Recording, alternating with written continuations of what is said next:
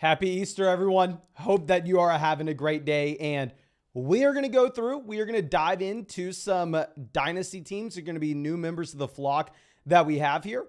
Our first team that we're going to be looking at, trying to break it down, make some trades, and possibly talk about what we're going to be doing in rookie drafts. Coming out from Van Whalen, says 10-team, half PPR for running backs, full PPR for wide receivers, tight ends. So it's going to be a tiered PPR format. We finished first and second the last two seasons. Any suggestions on how to stay in contention? So if you're looking at a team that's gone first and second over the past 2 years, a lot of times, at least in my experience, it's going to be very difficult for that team to be able to remain competitive, because here you'll see, as soon as we pull up this roster, a lot of times it's going to be Christian McCaffrey, Saquon Barkley. I mean, these running backs that have the decline happening, where we don't necessarily want to say that it's easy to project him out in 2024 and 2025 is what we have seen over the past few years. And it is hard, because if you were to go through and if you were to say sell these guys, then ultimately, I mean, I don't know, you're going to be selling for pennies on the dollar. So if you pivot from a team that is getting first and second to then a hard rebuild, you're having to sell off significant assets, most likely at a discount with them being contending pieces. But nonetheless, that's just my experience a lot of the time, that these teams are going to be a little bit tougher to look at. But before we dive into the actual players in this roster, definitely want to talk a little more in depth about what we have with the settings. It is a 10-team league where you can only start up to 4 wide receivers at the very most. So it is an incredibly shallow format. Whereas, say, if you were playing in a 12-team start 10 super flex league, there, if we get out the calculator, 8 times 12, you'd have about 96 running back, wide receiver, tight end starters across the entire league. Whereas in this kind of format, it's going to be 7 times 10. You're looking at 70. So ultimately, depth's not going to matter, particularly wide receiver depth won't matter. And we are going to be incentivized to make 2-for-1 deals, 3-for-1 deals to get upgrades inside the starting lineup. Now, starting off a quarterback, Jordan Love obviously looked great this past season. Completely understand why people are extremely excited about Love right now. Now, to be fair, this is a 10-team league. Do I think that Jordan Love is a top 5 quarterback? No, I do not. I'm sorry. I do not think Jordan Love's a top 5 QB in fantasy. So if we are looking at Love, he's a below average starter in a 10-team format, right? Even if he's QB 8, it's not necessarily great. We have Fields. I'm fine with Fields in a 1-quarterback league, because with Fields, super low floor. He may not even be a starter, but obviously if he were to go out there, if he were to put it together, he has the rushing upside to make a significant difference. And I see all in the chat talking about Rashee Rice. We'll talk about that in just 1 second, ladies and gentlemen. I'm sorry, don't want to be looking at that too early. But anyway, it would go down. I mean, ultimately, this is a team that can afford to add in another quarterback if we want to. Love obviously can get the job done for us as QB1. I just don't necessarily want to act like it's a position of strength in a 10-team league. Now, going over to running back, a beautiful spot to be in. We have CMC, we have Saquon Barkley, we have Josh Jacobs. Now, if we put these guys into buckets, you will see that this team that's very much ready to win right now.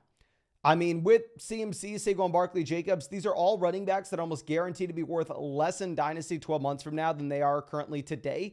Completely fine to roster assets like this, right? We just have to understand where we are doing so, and we're only going to do so on a team that is ready to win right now, where we are pushing our chips in the middle. Now, I mean, we can confidently project out CMC to be a high-end RB1, so we have an elite level RB1. Is Saquon Barkley a top 10 running back in fantasy this next year? Potentially. So we potentially have 2 running back ones here. And then Jacobs is most likely a top 20 running back at the minimum. So we have like an elite RB1, maybe a low-end, high-end RB2. And then we have another RB2 with Josh Jacobs. Going down to the depth, we have some, it's not great. We have Khalil Herbert, Tyler Algier. But ultimately, when we have the 3 running backs at the very top, we are fine. We have Roshan here as well. But given the money that they just give DeAndre Swift, I don't really want to be relying on those Bears guys. Now, going over to what we have at receiver, we are looking at A.J. Brown, Jalen Waddle, Deontay Johnson in the starting lineup. A.J. Brown, another one of these assets that you have the extended runway. He's only like 26 years old. But still, this is going to be someone that you are pretty much only wanting on a contending team. I mean, a rebuilding roster isn't really going to have much use for him in that if A.J. Brown comes out and is the wide receiver 5 in fantasy this next year, he will be worth less in Dynasty 12 months from now than he is today. So that's like the perfect example of someone that you're going to want on that on that contending team. Waddle's a little more of a cornerstone asset where you can have Waddle on that contender or that rebuilder. He's going to make a difference either way. But nonetheless, super strong position at the very top. We have Deontay Johnson, Jerry Jeudy. Deontay, Jerry Jeudy, Elijah Moore, Traylon Burks. These are good examples of players that maybe in like a 12-team start 10, 12-team start 11 league, they could make a difference, right? If Deontay Johnson comes out in Carolina and he ends up being the wide receiver 30 from a points per game perspective, then maybe that actually does make a difference for you. However, the issue that you're going to have here is with this being a league where it's only a 10-team format and you only have 2 wide receiver starters and 2 flexes. If Deontay Johnson's the wide receiver 30, it just simply doesn't really move the needle. It doesn't really make a difference. Same thing with Jerry Jeudy. So the depth options at wide receiver, they don't matter too much. I mean, if we had the ability to go through, package him with another one of these picks and then move up and get someone that's a little more appealing, I think that'd be something I'd be interested in. Going over to tight end, we have Kittle and we have Njoku, we have Goddard. So, I mean, we're locked and loaded at tight end, right? I mean, these are going to be those 2017 draft picks. I think Goddard was 2018, but Kittle, Njoku, 2017 draft class. So, I mean, very similar to what we have at running back, very similar to what we have at wide receiver. I mean, pretty much across the board, this is already a roster that's set up in a very concise way in that it's ready to win right now. If you wanted to pivot over to a rebuild, you would have to sell CMC, Saquon Barkley, A.J. Brown, George Kittle, David Njoku. I mean, Dallas Goedert, Deontay Johnson, Josh Jacobs. You'd have to sell so many assets that it makes absolutely no sense whatsoever to pivot to said rebuild. So you're pretty much going all in to win this season. Definitely not selling our 2025 first anytime soon. Obviously, we want that pick going into the season. That way we have firepower to make trades during the year when we have an understanding of what we actually need. If we're going to be looking at the late second rounders, the third and the fourth, this is just a very small move. I understand that we're not, reinventing the wheel here or anything or changing this team dramatically. I think this team's already in a really good spot to try to go through and win this next year. Hell, we got first and second this past 2 seasons, and it doesn't look like this team's too old. But if I'm sitting here at like the 208, 209, keep in mind this is a 10-team league, so pretty much the latest you're going to get in round 2. I know it's not something that a lot of people want to dive into, but with these second rounders, you're probably not going to be able to take anybody that makes a difference for you this year and helps you win. You're probably not going to want to sell them for a veteran right now because we don't necessarily know what we need. We don't necessarily know who's going to be productive for us. I mean, if you really wanted to go out there and sell them for, say, someone like Chris Godwin, I mean, sure, you can go for it. But what I would actually look to do instead is if you can take that 208, if you could take that 209, and if there's nobody on the clock that you're excited about at that pick, then you can go ahead and just sell it for a 2025 second rounder, which I know is a little bit confusing. And maybe you're saying, well, Mason, this is a team that's looking to contend. Why the hell am I going out there and trading for more 2025 picks? And the thing is, if you just say we're to go out there and stack 3 to 4 2025 second round picks, then when we go through this next season and all of a sudden, I mean, obviously crap's going to happen that we're not expecting. Say all of a sudden Jordan Love goes down with an injury and we don't have a quarterback that's viable. Hell, we have the extra rookie picks that we can make a play and go out there and trade for someone during the season.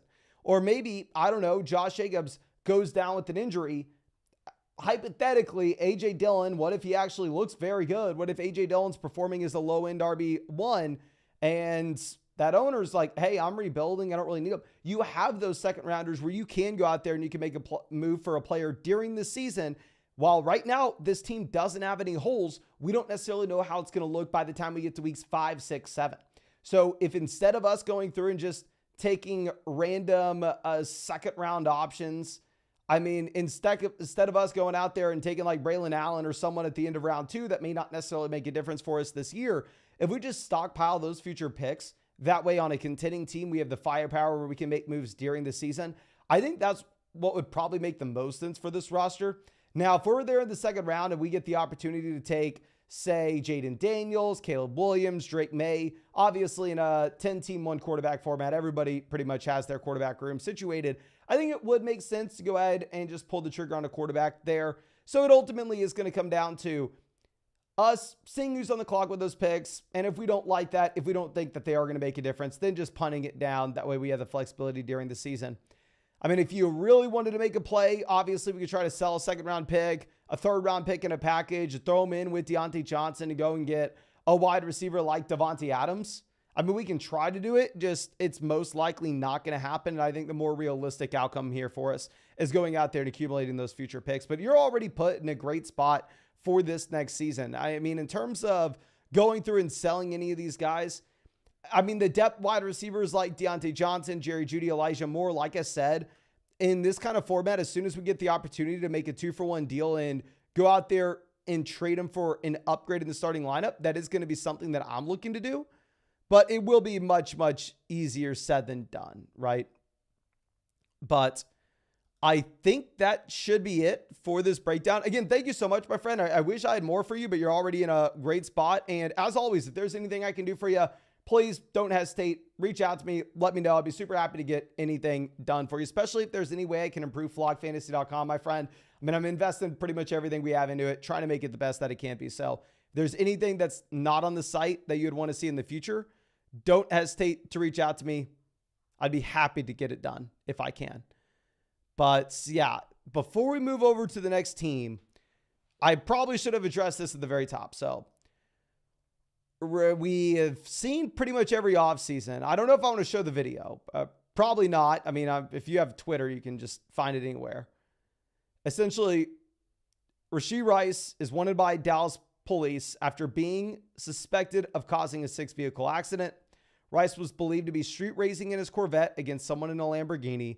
Both the Corvette and Lamborghini fled the scene where multiple people were injured. 2 were sent to the hospital. Rice played for SMU before being selected by the Chiefs in the second round of the draft. So Rashee Rice looks to be in serious trouble. It doesn't look to be a Henry Ruggs situation. It doesn't look like anybody is dead, which obviously that's very good news. I mean, from a fantasy football perspective, it's very difficult for me to come out here and make a concrete statement before we know what's going to happen. I mean, obviously the Chiefs kind of needed a wide receiver. People are already mocking Chiefs to go wide receiver at the end of round 1. I think that it becomes likely. Do I think that Rashee Rice is going to be going to prison and for sure out of the NFL like Henry Ruggs? Probably not. Do I think it's going to be swept under the rug like Chris Olave, like Jordan Addison? I mean, this happens every single offseason. We see this over and over again. No, I think it's a gray area. It's somewhere in the middle of Jordan Addison, Chris Olave, and Henry Ruggs.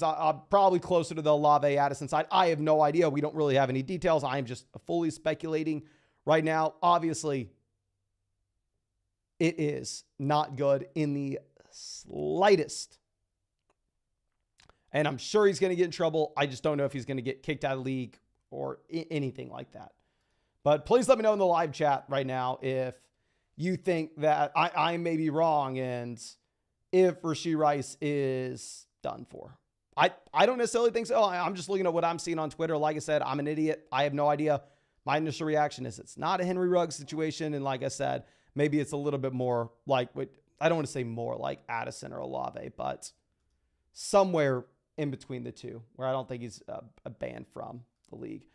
And of course, if for whatever reason, as we're waiting for your thoughts in the live chat, you're not already a member of the Flock, flogfantasy.com, code FLOCK will get you 30% off any sub.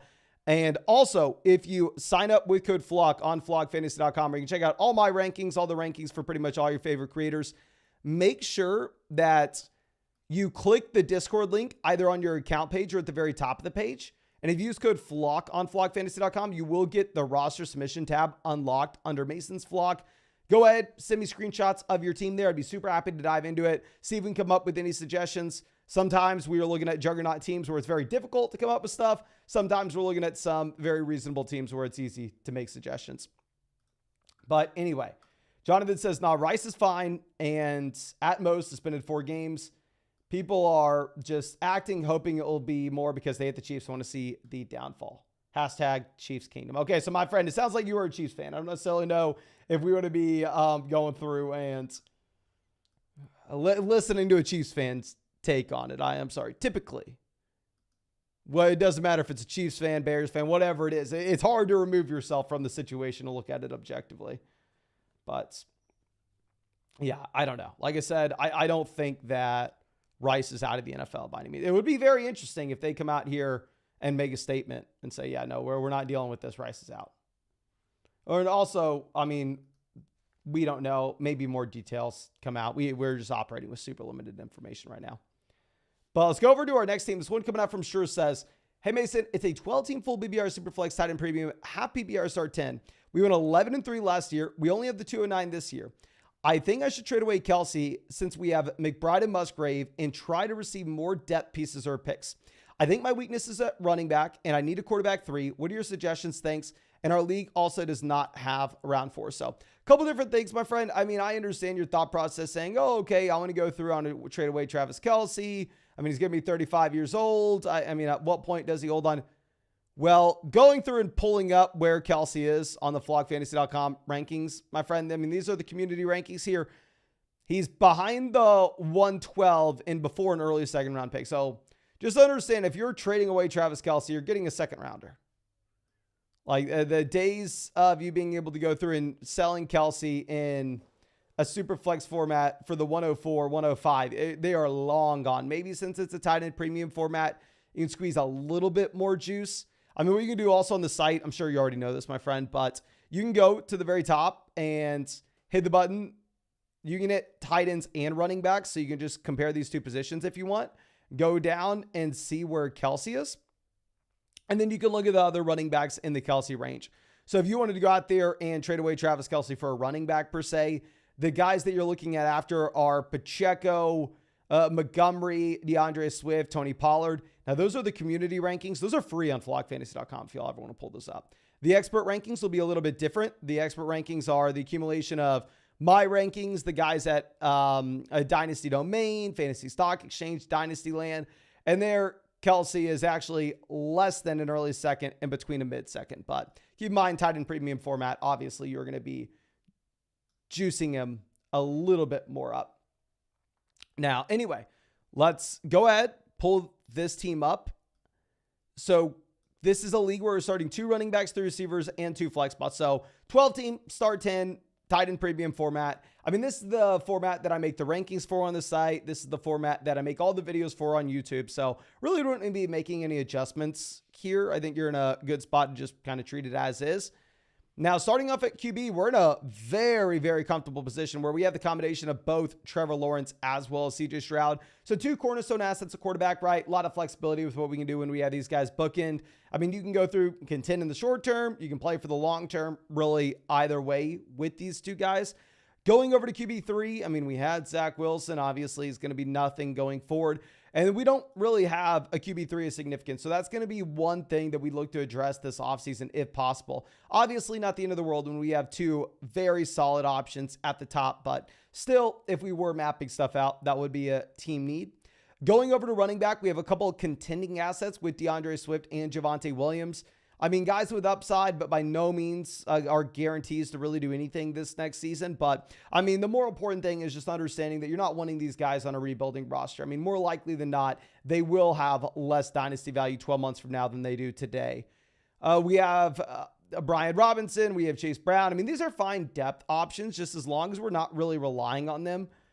I mean, if we're looking at this team, hypothetically, if DeAndre Swift was my RB3, if Javonte Williams was my RB3, if Brian Robinson was my running back 4, I'm excited about that. I think that's a very exciting running back room. If we have, say, Bijan, Jonathan Taylor, DeAndre Swift, Javonte Williams. But to be sitting here with DeAndre Swift, Javonte, Brian Robinson as our top 3 running backs, pretty much just toast, right? I mean, we have upside. I don't want to say we are toast, but it's a spot where it's difficult to say we are strong contenders with no hesitation. Going over to wide receiver, we have some more cornerstone assets. We have Puka, Wilson, Addison. These are going to be guys that we can contend with in the short term and or long term. Throw Jaden Reed in there as well. I mean, really, we're not having to sell any of those wide receivers under any circumstance unless someone wants to go out there and overpay for them. In terms of wide receiver depth, we don't have much. We have Mims, Mingo going into year 2. The reality is probably neither guy ends up being too much of a difference maker. So wide receiver depth is going to be a little bit questionable. Going over to tight end, super pumped. We have Kelsey. We have McBride. Kelsey, obviously, just a contending asset, very similar to Swift, very similar to Javonte. McBride, a little more so the cornerstone piece where you can contend with them in the short or long term. So, I mean, ultimately, if we're looking at this team, it's a team that has upside to contend this next year. But if we were to contend, we are going to need DeAndre Swift. We are going to need Javonte Williams to be solid options because, I mean, the second that one of those guys don't pan out, we're really limiting the amount of moves that we can make. I mean, going over to what we have with picks, like you said, we only have the 209 right now. So, I mean, we can't do anything. I mean, I see in the chat someone saying trade Kelsey for a young stud at running back and maybe pick a tight end. I mean, I understand that's what you were saying with your own message as well. But the thing is, we go back to the rankings on the site. What running back are we getting for Kelsey that turns this team into a contender? Kelsey's behind Walker, Rashad White, James Cook, Josh Jacobs. Can anybody spam the chat, please? We have like 50 people watching this. Would you rather have Travis Kelsey or Rashad White? It's a tight end premium format, so 1.5 points per reception for the tight end position. Would you rather have Travis Kelsey or Rashad White? Please let me know in the live chat. It will help us out. Because my thought process is similar to what we were looking at with the rankings here. Nobody would take Kelsey over Rashad White. And I do not see anybody answering us in the chat. Okay, never mind. I guess the chat's not going to be helping us out today. But yeah, I don't think we have a Bulls, Pippen, saying White. I don't necessarily think anybody is going through and paying a premium price on Kelsey.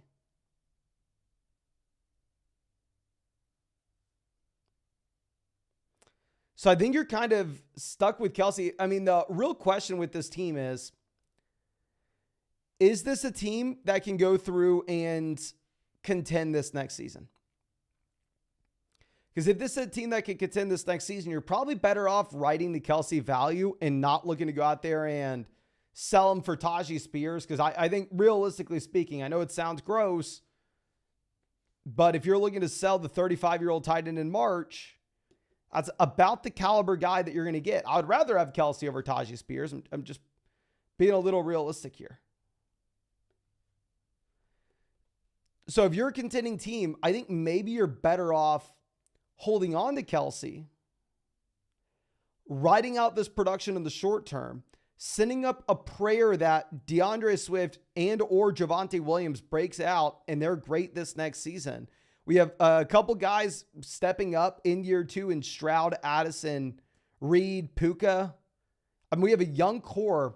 So I think really you have two options. I think you either sell Kelsey, Swift, Javonte all together and hit the rebuild button and build around the young core of Stroud, Lawrence, Puka, Reed, Wilson, McBride, Addison. Or I think you hold on to the veterans, you hold on to the running backs, you hold on to Kelsey and look to contend this next year. I don't think this is a team that has enough value on the roster to be able to sell Kelsey and to try to extend your runway and still be competitive this next season. I think it's almost one or the other. Now, I mean, in determining which is the best direction for us to go, it's very difficult to know right now just because it's so difficult to know what we should expect from guys like DeAndre Swift as well as Javonte Williams. So typically if I'm in one of these situations, what I'll do is if I'm on the fence of going through and trying to figure out, am I going to be a rebuilder or am I going to be a contender? I would identify the pieces that we would sell if we decided to pivot to a rebuild. And those pieces with this team would be DeAndre Swift, Javonte Williams, Travis Kelsey, Brian Robinson. And that's probably, those 3 or 4 names are probably the only guys that we'd get any value for. I would throw them on the trade block, approach some different owners, see the price point that we could get on those players. And if we're able to sell DeAndre Swift for a 2025 first, if we're able to sell Travis Kelce for a 2025 first, we're able to get, pretty good prices for those guys. If our league mates want to give us those prices, hell, I'm fine going through and saying that we'll rebuild and we'll come back and we'll be dominant in 2025. But if instead the best offer we get is, hey, I'll give you my late 2025 second for DeAndre Swift, then at that point, you're much better off just saying, okay, I might as well try to contend this year. Might as well go into this season with this core of assets that we have. If Swift, Javonte look like they're going to be productive early on in the year, then that's great. Then at that point, if we're sitting at 3-1, 4-0, and maybe we're just a piece away from really contending, we have our 2025 first, we have our 2025 second. Maybe at that point in weeks 4 or 5, you go through, you sell your future pick, you push in to win right now. But obviously that's under the assumption that things are going well, your team stays healthy, you have a couple key breakouts. Whereas the opposite happens, where instead we're sitting at 1-3 and CJ Stroud goes down with an injury, then all of a sudden you're in a much better position to understand, okay, yeah, I should probably sell Kelce. I should probably sell Swift. I should probably sell Javonte. So I hate to say this, almost same exact advice that we had with the other team. And I know it's very boring, but if we were looking to do anything with this roster, I'm completely fine with you throwing Kelce on the trade block, seeing what you're going to get. I just wouldn't necessarily expect a ton. But I would also maybe look to pivot off to 209 and bring in like a 2025 second and third. And if we're able to do that and have that flexibility going into the season, where at that point we can determine if that we are that contender or that rebuilder, move the picks then in either direction of what we're wanting to do. So, if we're wanting to rebuild, then great. Obviously it's pretty good that we already picked up a future second and third. If we're wanting to contend, then maybe we can go out there and sell those picks and bring in someone like Joe Mixon, bring in someone like Kamara, if those are going to be the running backs that we need, and if they are the producing assets. I just think it's very difficult for us to say, yeah, let's go through and let's sell the 35-year-old tight ends in March and go bring in a stud young running back. It's easy to say it, but it's one thing to say it versus being able to actually do it. I don't necessarily know if you're going to be able to pull it off. I would love for you to do it, but I just don't necessarily think you can. And I would go through and I would try to see what we could get for those contending assets right now, because I think this team is probably a little bit closer to rebuilding than contending, because I think we're below average at running back while having some other needs elsewhere, such as our quarterback 3, as well as our wide receiver depth. So wide receiver depth, QB 3, running back are all team needs for us, and we don't have that much firepower with rookie picks. So no matter what you do, hold on to your 2025 picks right now, because we may end up having to turn this team into a rebuilder. And then I would explore your possibilities and stay flexible going into the season. I think a lot of it hinges on if those running backs are going to break out. But again, thank you so much, my friend, for being a member of the flock. I hope we are able to help you out here and give some direction. And as always, I'm investing everything I have into flockfantasy.com. If there's anything I can ever do for you on the site, my friend, if there's anything that we don't currently have that you want to see in the future, we should have a big time update actually coming this week that I'm excited about. But yeah, don't hesitate. Reach out to me. Let me know. Be happy to get it done for you. Happy to send it over to the developers.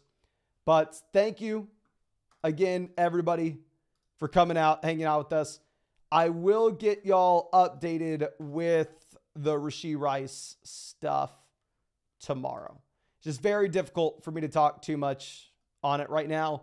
Like I said, I don't overreact. We have super limited information. I don't think it's a Henry Ruggs situation, but I also don't think it's a Jordan Addison situation. It's somewhere in the middle. It's gray area. I don't know what to expect. I'm not a lawyer. I don't work for the NFL. More times than not, though, what I always tend to say is the NFL wants their good players on the football fields, and more times than not, they're going to try to make that happen. But obviously, I have no idea what's going to happen. But thank you again. Happy Easter, everyone. Hope that you had a great day and were able to spend it with friends and family. I'll be live streaming tonight an underdog draft on the main channel, just in case you want to come out. Or honestly, no, we can't do it tomorrow night. I'll be busy tomorrow night. So yeah, we'll probably do it tonight.